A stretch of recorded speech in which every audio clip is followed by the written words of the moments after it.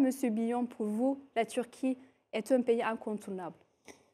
Tout d'abord, je voudrais expliquer que j'ai fait ce livre, j'ai rédigé ce livre, parce que en 2021, il y en a eu plusieurs qui sont sortis en France et qui ont été caricaturaux dans leurs analyses à propos de la Turquie. Je comprends parfaitement qu'on puisse être en désaccord sur les évolutions politiques, sociales, culturelles, économiques de la Turquie. Cela relève du libre débat. Mais ce que je ne supporte pas, de manière générale, à propos de la Turquie et sur d'autres sujets, c'est que l'on caricature, que l'on déforme la réalité des faits. Comme vous savez, dans 3 semaines, à savoir le 14 mai, il y aura des élections cruciales pour l'avenir de la Turquie, mais aussi celui de toutes les régions où la Turquie exerce une influence. D'ailleurs, c'est pour ça que, selon Washington Post, ce sont les élections les plus importantes de l'année 2023. Est-ce que vous partagez cet avis? En ce sens, je ne sais pas si ce sont les élections les plus importantes de 2023, mais elles sont absolument cruciales, fondamentales, essentielles en termes de choix de société pour la nation turque. Tout à fait. Comme vous savez, il y a actuellement 4 candidats à la présidentielle, à savoir le président actuel, M. Recep Tayyip Erdoğan, M. Kemal Kılıçdaroğlu, qui est le chef de l'opposition turque, M. Muharrem İnce, qui est aussi candidat à l'élection présidentielle en 2018, et enfin M. Sinan Oğan. Il y a aussi en fait différentes coalitions de partis politiques. Est-ce que les Français s'intéressent aux élections en Turquie? Est-ce qu'ils ont des favoris dans les candidats ou bien est-ce qu'en fait toute cette actualité est un peu mise de côté en raison d'une actualité brûlante en France liée à la réforme des retraites? Oui, je pense que, pour parler clair, l'opinion publique française n'est pas véritablement au courant des évolutions précises de la campagne électorale en Turquie qui a commencé. Ça y est, c'est clair et net. Je pense que la date rupture, c'est le moment où M. Kılıçdaroğlu se présente comme candidat uni des principaux segments de l'opposition. Parce que, comme vous le dites, il y a d'autres coalitions. Est-ce que M. Kemal Kılıçdaroğlu est connu de l'opinion publique française? Non, pas beaucoup, je pense. Alors, il est connu probablement par une partie de la gauche française, notamment le Parti socialiste, puisque le Parti républicain du peuple, dont Kılıçdaroğlu était le président, est membre de l'Internationale socialiste. Donc, j'ai rencontré par hasard un responsable socialiste il y a quelques jours qui connaît M. Kılıçdaroğlu. Ceci étant, il ne connaît pas les spécificités du parcours de ce candidat, de son parti, etc. À votre avis, est-ce que les deux pays, qui sont devenus des rivaux, on peut dire, peuvent trouver des terrains d'entente, des compromis et devenir de véritables partenaires? C'est-à-dire que l'intensité des relations bilatérales entre la France et la Turquie, malheureusement, est beaucoup moindre que ce qu'elles étaient il y a une vingtaine, une trentaine ou une quarantaine d'années. Est-ce que vous pensez que la Turquie est en train de devenir une puissance mondiale ou est-elle déjà devenue une puissance mondiale? Non, ce n'est pas encore une puissance mondiale, à mon avis, mais elle tente à le devenir. C'est-à-dire que la Turquie ne peut plus être cantonnée, depuis déjà quelques années, à son environnement géopolitique immédiat. Quand on parle de la Turquie, souvent, j'entends qu'on veut la cantonner à ses relations avec le Moyen-Orient. Évidemment, le Moyen-Orient est d'une importance capitale pour elle. Mais la force, la richesse, les atouts de la Turquie, c'est justement d'être capable de discuter, de négocier, d'établir, d'approfondir des relations avec les pays du Moyen-Orient, mais aussi du Caucase, mais aussi d'Asie centrale, mais aussi européens. On vient d'en parler assez longuement, puisque la longue marche du peuple turc vers l'Ouest, ça s'étend sur des centaines, voire des milliers d'années. Alors le point d'aboutissement, ça sera peut-être un jour l'adhésion, peut-être, à l'Union européenne.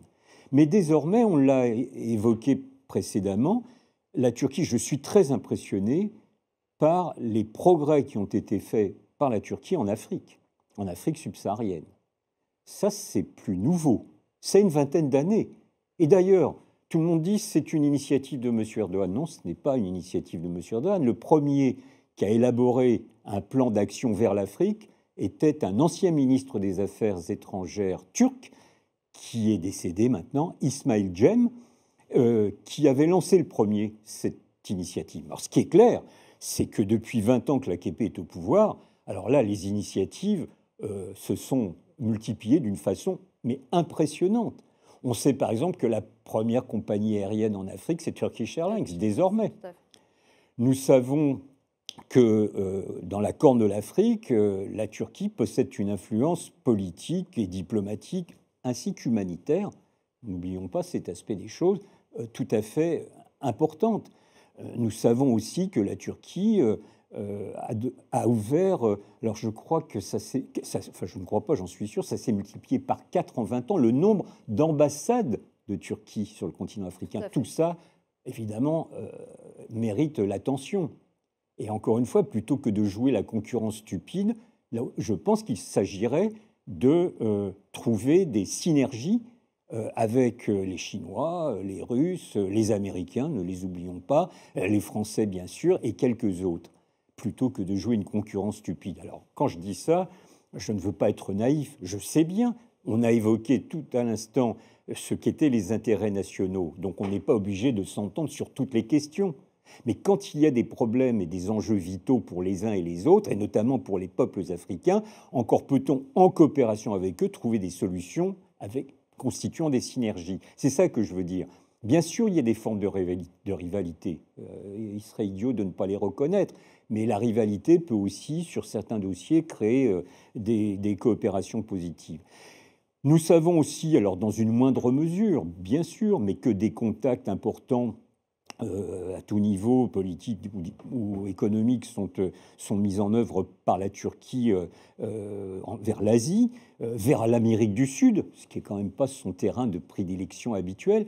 Donc tout ça montre que la Turquie, qui par ailleurs est toujours membre du G20, est un pays qui s'affirme de plus en plus comme une puissance internationale. Je ne dis pas encore une puissance mondiale, ça le deviendra très certainement dans les 10-15 ans à venir. Donc c'est un processus qui est en route, et clairement, depuis une vingtaine d'années, ce processus s'est accéléré. Moi, je vous l'ai dit au départ de cet entretien, je fréquente la Turquie depuis 1978, j'y vais à minima une fois par an, et souvent plusieurs fois par an, et je ne peux que constater les progrès extraordinaires de ce pays depuis 20 ans, 40 ans, enfin 30 ou 40 ans. Pour autant, ça ne signifie pas que les contradictions sont supprimées. Cela ne signifie pas que tout va pour le mieux dans le meilleur des mondes. Bien sûr, il y a de graves difficultés, notamment économiques en Turquie. Bien sûr, je considère que l'état des libertés démocratiques pose problème, pose question. Tout ça, ce sont des réalités, il ne faut pas se les cacher. Mais pour autant, les atouts de la Turquie, sa vitalité sont tout à fait extraordinaires. Et j'ai plutôt un bon espoir pour l'avenir de ce pays. Est-ce que les pays occidentaux ne craignent pas le risque de perdre un allié comme la Turquie, justement, à force de refuser, par exemple, l'entrée de la Turquie dans l'Europe? Ben évidemment, oui, vous avez parfaitement raison. Je pense que la perspective de l'entrée de la Turquie dans l'Union européenne constituerait un multiplicateur de puissance et pour la Turquie et pour l'Union européenne. Mais malheureusement, j'ai comme l'impression que les dirigeants européens ne comprennent pas ce qu'un étudiant de sciences politiques de 3e année comprendrait assez aisément. C'est triste, mais c'est ainsi. Sur la diversification des relations de la Turquie, c'est d'une importance considérable. C'est pas nouveau, mais ça s'est accéléré au cours des dernières années pour une raison simple, c'est que la Turquie s'affirme désormais comme une puissance. Et plus elle s'affirme comme une puissance, plus elle diversifie ses relations. C'est implacable.